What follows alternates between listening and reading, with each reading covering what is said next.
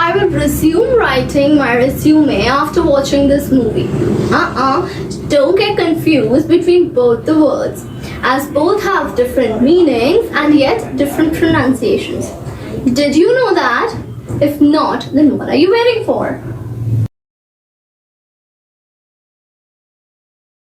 Hello ladies and gentlemen, I warmly welcome you all to our YouTube channel Quick Wits. In this video, we'll be discussing about 4 points. Number 1 is difference between resume and resume. Number 2 is how to prepare for resume for a job interview. Number 3 is the demo resume format.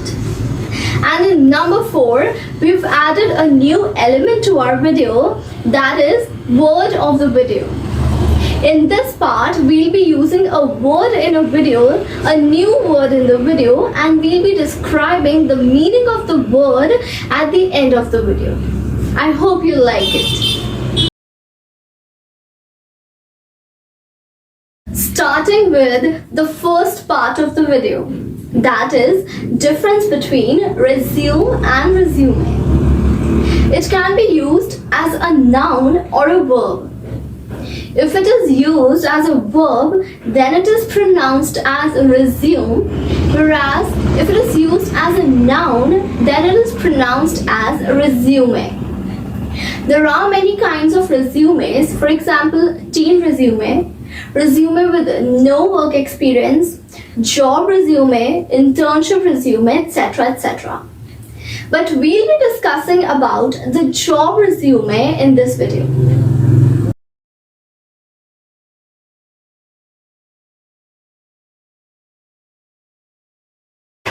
Now comes the second part of the video, that is how to prepare your resume for a job interview.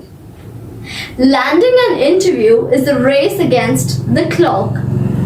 Dozens of job seekers have already written their resumes and have applied for your dream job. So follow the following tips to write down the best resume out there. Tip number 1 is choose the right resume format. You cannot just start writing a resume by putting down all the details and all of your information in the resume template. Instead, choose the correct resume format. Tip number 2. You can add your contact information and your personal details.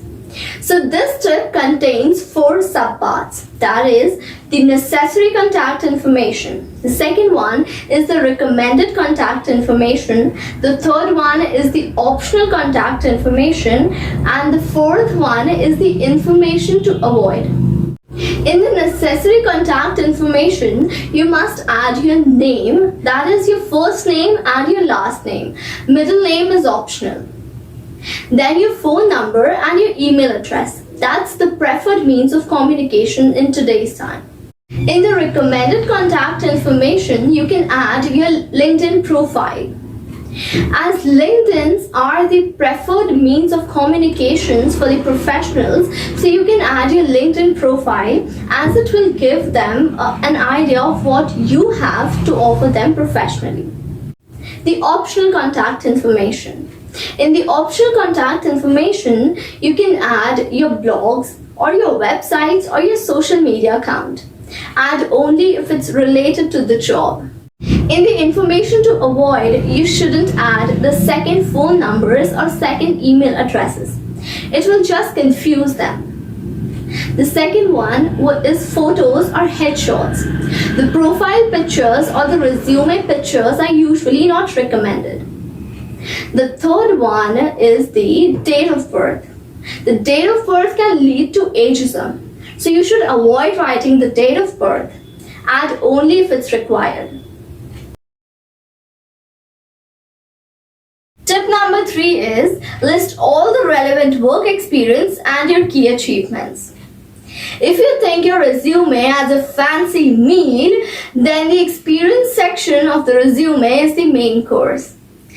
So start with the job title. This should be at the very top of each entry of the work experience. as it will give the job providers an easier way to scan and find. So make sure that you keep it bold. Number 2 is the company's name or state or city. You must mention the name of the company or the state or city it is located in. Tip number 3 is the time period. Mention the time frame of the internship or the job you have done there. For example, the year or the month or year or month both. Tip number 4 is work experience. You must focus on the duties that are most relevant to the new job. Tip number 5 is the key achievements. The interviewer knows what you have did in the past company, but he needs to know that how well you did it. Tip number 4 is list your education correctly. The right resume education format is to keep the highest degree on the top. If you've completed a university degree, then don't mention the school information. You can even add the relevant coursework or the honors or the awards you've achieved.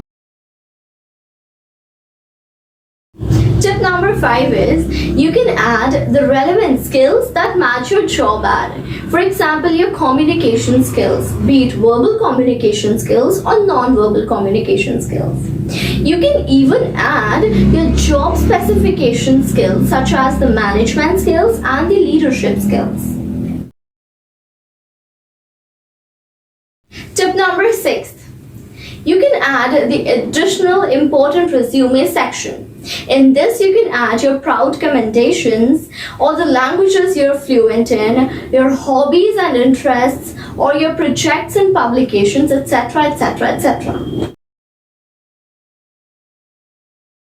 Tip number 7 and the very last tip is proofread your resume the right way. Double check your CV before sending it out and check all the grammatical mistakes.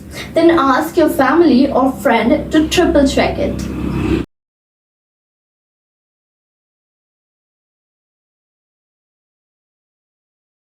So stepping on to the last part of the video, that is the word of the week.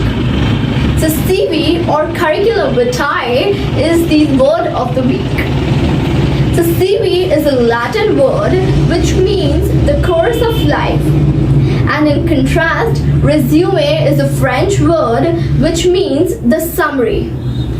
So both CVs and resumes are tailored for the specific job or the company that you're applying to. That's it for the video. If you like our work, then do like, share, comment and subscribe to our YouTube channel Quick Wits. And if you're preparing for any of the government exams, then do follow this ID on Instagram. The link is given in the description box below. Thank you and stay tuned.